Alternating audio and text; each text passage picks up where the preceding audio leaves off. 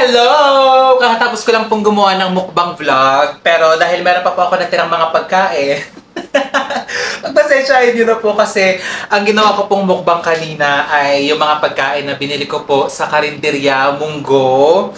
Tapos ito pong laing. Kaya, ayun, ubos ko na po siya. Ito na siya. Pero dahil meron pa tayong mga natitira ditong mga pagkain, may hotdog pa dito, itutuloy ko na lang po yung mukbang dito.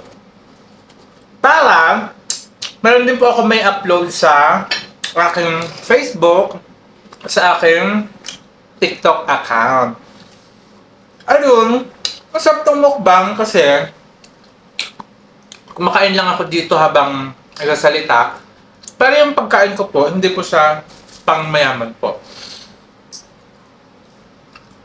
Wala po kasi akong budget sa mga king crab, sa mga KFC, sa mga Jollibee na madadami, sa mga...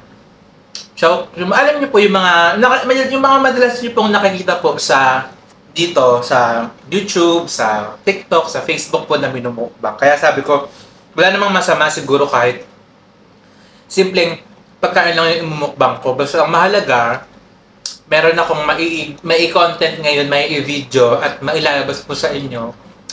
Tapos, makaka-relate din po kayo. Diba? Kasi,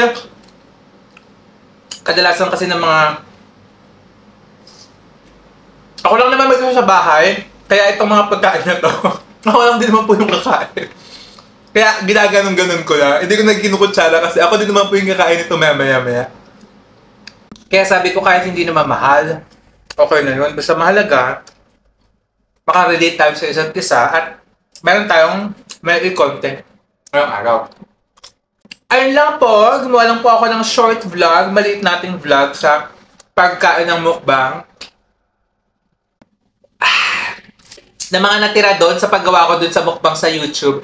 Sana po, napanood niyo po yun kasi sumagot po tayo doon ng mga tanong ng ating mga lagi nagko-comment kung bakit ganda yung content ko.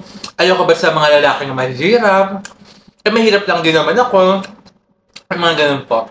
Sana po mapanood din yung pag na-upload na po.